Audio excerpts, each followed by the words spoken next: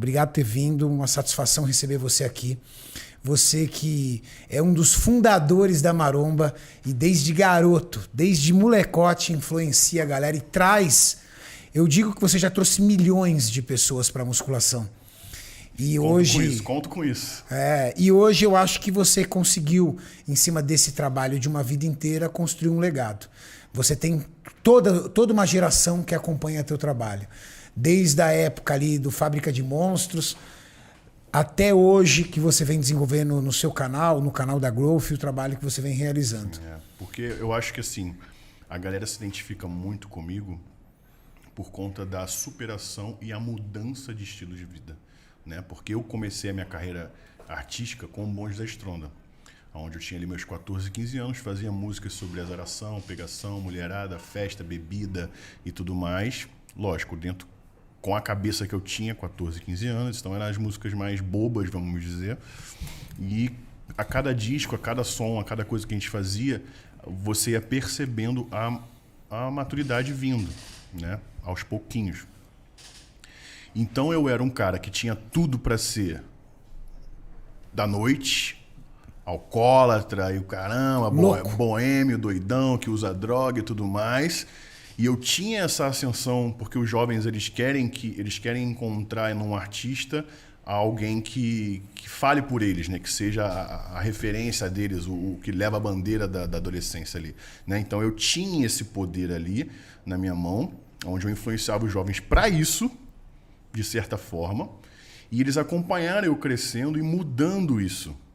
Então eles viram, pô, o Léo podia estar bebendo, podia estar no rolê lá com o Diego, podia estar, mas não, ele está lá na academia treinando agora.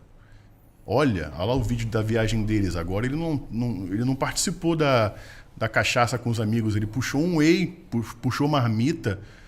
Caraca, esse moleque doido. No início é doido, maluco, não sei o que e tal. Aí passou 1, 2, 3, 4 anos, shapezinho veio, falou, olha lá.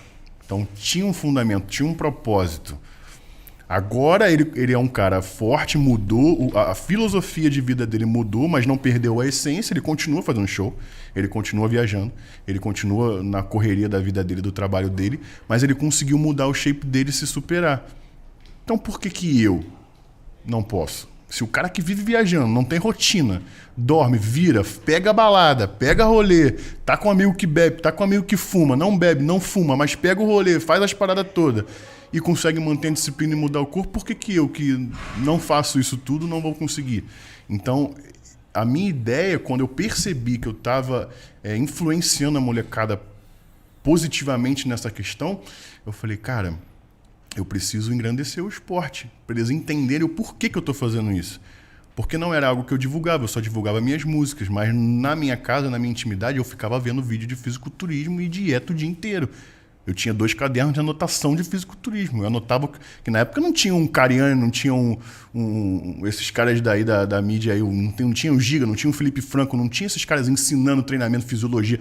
Eu tinha que ver um vídeo do Jay Cutler, do Ronnie Coleman, de alguém, pegar lá como é que ele está fazendo isso aqui? Ele fez esse exercício, tantas repetições, a amplitude do ombro perante ao húmero, ao cotovelo está assim, amanhã na academia eu vou replicar isso aqui. Chegava na academia, via um fisiculturista. A minha vida começou assim, porque eu vi um fisiculturista na academia lá, um cara gringo, ele era brasileiro, mas morou muito tempo na gringa, ele tinha dupla cidadania, e aí ele fazia as paradas e eu ia lá e fazia igualzinho. Eu ficava imitando ele, até acertar o ponto, e ele ficava pé da vida comigo porque eu ficava atrás dele. Então, tipo assim, você tá entendendo? Eu consegui mesclar os dois mundos, e eu acredito que a molecada se identificou comigo por conta disso. Eu tenho certeza disso. Porque você começou a mostrar pra molecada o seguinte, eu posso, você pode. Isso. Sou magrinho? Você era magrinho? Muito. Vamos junto.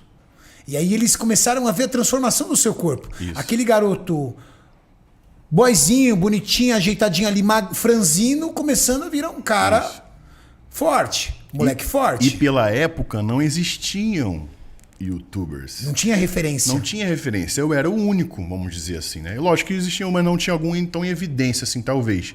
Então eles não tinham um cantor. Primeiramente que eu fui pioneiro nessa questão do rap jovem no Brasil. O YouTube... A gente tá falando de que ano? De 2006. Puta merda, velho. O YouTube tinha acabado de ser criado. Sim. O YouTube foi criado em 2005 e começou a aparecer de verdade aqui no Brasil em 2006, 2007. Exatamente. Naquela época, você ter um vídeo com 50 mil views era explodido. 1 milhão de views era assim, caraca, esse cara é o melhor que a gente já viu na vida. É um dos vídeos mais vistos do YouTube, 1 milhão. Hoje em dia 1 milhão é um padrão bom, mas já não é mais aquelas coisas, né? Não assusta. Em questão de música, eu digo, né? Não a música. Hoje em dia, qualquer artista que estoura tem 40, 50 milhões. Hoje em dia, 1 milhão já não é tanta coisa. Mas naquela época foi isso. Naquela época, em 2006, o rap nacional ele era muito focado em institucional, revolta, né? Era Racionais, era Sabotagem, era uma galera um pouco mais periferia. Tinha um assunto em que viviam na periferia. E o rap, ele precisa... sempre precisou que você cantasse com o coração. No rap você precisa cantar algo que você viveu. Tem que ter história pra contar. Não é como um sertanejo que você pode ali inventar uma história de que foi apaixonado por alguém, mas você nunca se apaixonou. No rap, lógico que não é uma obrigação fiel, mas o rap precisa, ainda mais naquela época, ele tinha essa necessidade, essa sede de você estar cantando algo que você vive. Porque naquela época o rap ele era rebeldia, constituição, bandidagem, não sei o quê. Então, você tá falando que é bandido, mas não é bandido. Você tá falando que comeu não sei quem, mas não comeu não sei quem. Você tá falando que bebe uísque Ballantine, mas você toma White Horse, tá entendendo? Essas coisas é meio fútil, mas no rap precisava.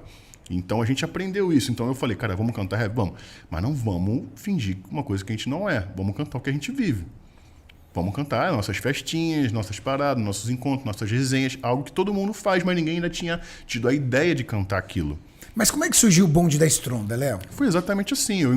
Na época não existia o rap jovem, o rap falando sobre balada, sobre noitada, sobre mulherada, sobre bebida, entendeu? A gente não fazia um rap ostentação, até porque o clipe Mansão Thug Stronda, que é um dos mais vistos no nosso canal, é esse daí mesmo. 94 milhões. Isso. Caceta. E na outra, que a gente repostou depois ele numa outra coisa que a gente fechou, deve ter mais uns 30 milhões.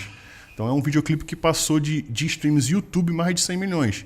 Streams na geral é quase 1 bilhão de streams. Então, assim, naquela época, que era 80 milhões, 90 milhões mais ou menos, era uma coisa assim, estratosférica, entendeu? Hoje em dia é um clipe muito bem visto, mas já existem muitos clipes até que bem mais vistos que esse.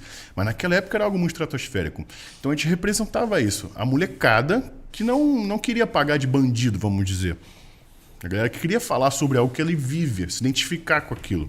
Então eu acho que a gente começou dessa forma. A gente estudou um pouco o cenário antes de querer começar. E falamos de algo real que a gente vivia. Vocês tiveram algum mentor? Alguém fala assim, moleque, vocês têm talento. Por que vocês não fazem isso? Isso foi guiando ali? Vem aqui, vai ali, vai lá. No início do início, não. Na época do... Meteram as caras sozinho. No início, no Rio de Janeiro, existia uma dupla chamada MC Fox e McMahon, onde eles faziam umas músicas rap falando mais ou menos dessa temática, mas era uma coisa mais engraçada, mais comédia. E eles faziam rap em cima de beats, né, batida gringa.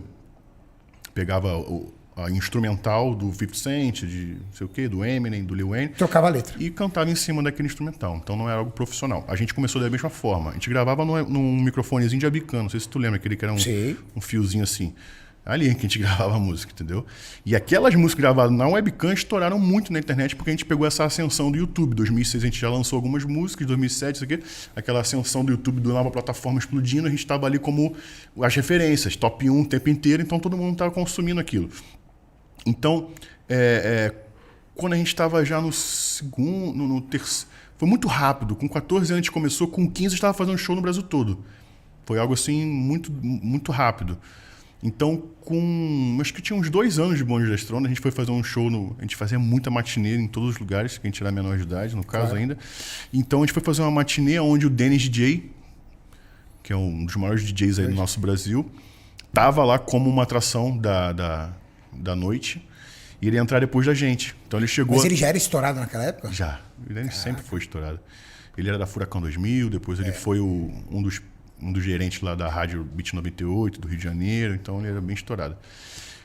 E daí quando ele foi montar o equipamento dele, ele viu o nosso show. Tipo assim, todo mundo com a mão pra cima, cantando na ponta da língua a música. Ele falou, cara, quem são esses moleques? Que eu nunca ouvi falar na vida. Aí o dono do evento falou, cara, é os moleques muito doidos aí que apareceram do nada, tão explodidos, olha isso. Os molequinhos de 15 anos de idade. Cabeludinho, só tinha cabelo. Era igual Tenta levantar a foto do Léo Novo aí, moço. Era só um varapauzinho com cabelo pequenininho, todo mundo. Os dois, na época, no início eram 4, depois foram 3, aí depois virou só uma dupla. Então ele... Tem aí... Aí, ó. Era eu e Diego, essa quarta foto aqui, ó. De branco ali. Isso aí, ó. É mais ou menos nessa época aí, ó. Caramba, como o Diego mudou, velho. Sim, eu comecei a malhar com 14, aí eu devia ter uns 15 para 16. Então eu já achava que era forte. Já usava regata, foda-se. Já tirava minha ondinha. Tá ligado? Aí, na verdade, foi um meme que a gente fez. Eu tava brincando, tipo mas assim... Mas aí você era muito molequinho. Sim, aí eu tinha uns 14. É. Caraca. iPhone 6, iPhone 6. Aí foi os memes vindo. Então. Daí o Denis falou, cara, muito legal e tal, mas eles estão cantando em beat gringo. Ele foi pesquisar dentro de casa como é que era o nosso trabalho, porque ele achou incrível. E ele já era empresário de MCs de funk na época. E ele foi pesquisar mais, ele viu que a gente tinha beats, não eram nossos, não eram autorais, eram beats que a gente usava de gringo. Só cantava em cima. Daí ele chamou a gente para uma reunião e falou, cara, vamos profissionalizar o trabalho de vocês. Eu me comprometo em bancar toda a produção de música profissional e tudo mais. Me comprometo em botar vocês no topo do topo, botar em rádio, TV, a porra toda. A gente falou, é isso que a gente quer. Então pronto, aí ele foi o primeiro mentor e meio que empresário ali, um agente de carreira ali que fez esse upgrade aí. Aí a gente gravou já tudo profissionalmente a partir daí. Junto com isso, começou a vir a musculação. Como é que veio o interesse da musculação? Então, shape mesmo? Sim, na verdade foi um pouco de shape e um pouco de saúde, porque como você viu ali, eu era muito pequenininho. De altura, né? De altura. Eu tinha 1,48, 1,49 até quase 14 anos. Eu era muito... Eu tive um déficit de crescimento ósseo. E daí meu pai me levou no médico e o médico falou que, cara, bota esse menino pra fazer esporte. Aí meu pai falou, cara, ele já faz natação, futsal na escola, judô e karatê. Que lá no clube municipal, lá no clube público, tinha tudo. Ele me inscreveu em tudo, que eu tinha muita energia, eu fazia a merda o dia inteiro. Era aquelas crianças merdeiras que planejam a merda do dia seguinte. Eu era essa criança. Hiperativa nível hard. Meu pai já me botava nessa pra eu gastar energia. E o médico falou, cara, então a gente pode partir pra musculação. Acho que vai ser top. Ele tem 14 anos já, acho que a musculação vai ser a chavinha pra ele começar a ligar os hormônios dele. Porque ele tá com atraso, mas ele não tem problema nenhum de saúde. Aí meu pai falou, beleza. Meu pai já vinha de uma família de academia, o meu padrinho e o pai do meu padrinho chama Davi Calabria. Foi eles que trouxeram o halterofilismo pro Brasil. Caramba. Então tinha uma academia lá no Catete, uma academia chamada Azteca no Catete. E meu pai já era professor de academia, ajudava no salão lá um tempo, né, na época que não tinha CREF, essas coisas. Então meu pai já era algo que meu pai fazia, já era uma prática, filosofia de vida do meu pai. Eu via meu pai todos os dias indo pra pracinha fazer barra, flexão, correr e tudo mais. Meu pai sempre foi um cara que cuida muito da saúde. Então meu pai falou, beleza. Então meu pai não teve aquela... Porque na época não era moda a musculação. Então às vezes os pais tinham aquela coisa, meu filho não vai entrar na musculação não, você não deve ficar bombado. Ou então não, se ele vai... pior, ele não vai crescer não vai com 14 crescer, anos. Exatamente. Meu pai já não tinha essa visão. Meu pai falou, não, beleza. Ele acatou o que o médico falou e me botou na musculação no dia seguinte. E quando eu pisei na academia, eu sempre costumo dizer isso. Não é generalizando, mas se você conhece um pouco a história dos bodybuilders, dos fisiculturistas, você percebe isso, que quando o cara pisa na academia a primeira vez, ele se apaixona. É. Não é aquele negócio que ele tá indo meio sem saco, ele vai gostando, ele vai... Não. Normalmente o fisiculturista... Quando você nasce pro negócio... Quando ele pisa, o olho dele brilha e ele fala, mano, é isso aqui que eu quero. Foi o que aconteceu comigo. Então, quando eu entrei, mano, eu vi aquele ambiente, os caras lá, que na época pra mim eram gigantes, 40, 45 de braço seco, indo pra praça, sem camisa, porra, na praia, secão, era as fotos maneiras e tal. Eu falei, caralho, mano, eu quero isso. E a minha altura, eu comecei a crescer no segundo mês de academia, dei um espichão e vim pra mais ou menos a altura que eu tenho hoje, que é uns 78, 77. Então... ajudou muito na questão da minha estrutura óssea a desenvolver.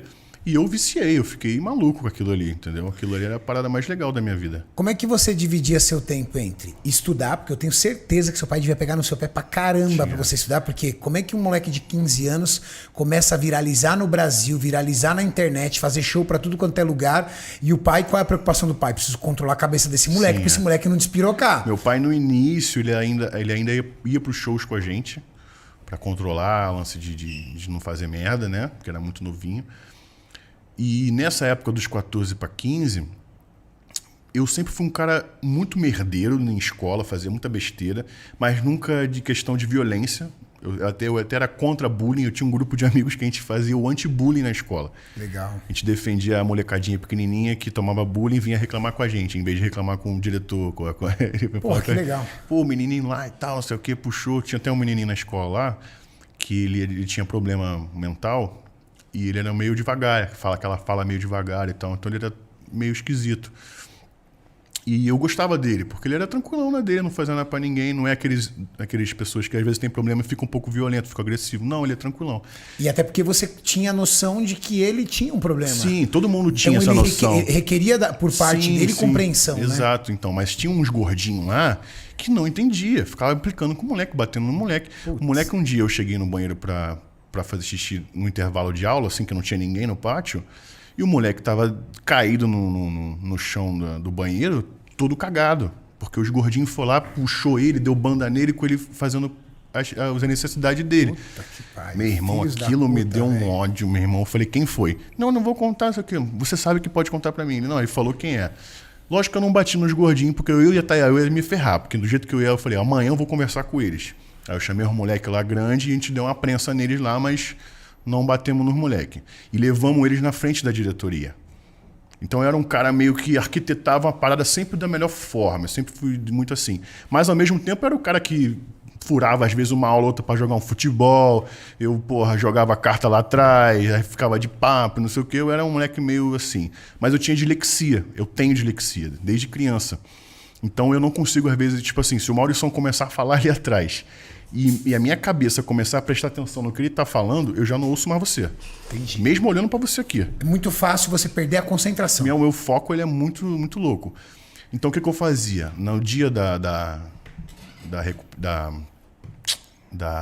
caralho. Perdeu o foco já, né? É. A dislexia aí, ó. Eu esqueci. Dislexia. Você tava falando no dia da escola, que você tava na escola mas do gordinho. naquele dia, na revisão da matéria. Ah. Eu ia lá pra frente, fazia assim com a mãozinha, ó, pra não olhar pro lado, e falava, você não fala mais comigo. E ficava lá, eu prendia tudo na revisão e tirava nota boa. Que da hora. No entanto, os professores falavam assim, ó, a galerinha aí de trás, vocês não são igual o Leonardo não, hein? Que o Leonardo vem aqui pra frente, bota a mãozinha no rosto, aprende a matéria e no dia seguinte tira a nota boa. Vocês ficam de zoeira aí atrás, vocês estão só se ferrando nas matérias. Então eu nunca fui de ser ruim na escola.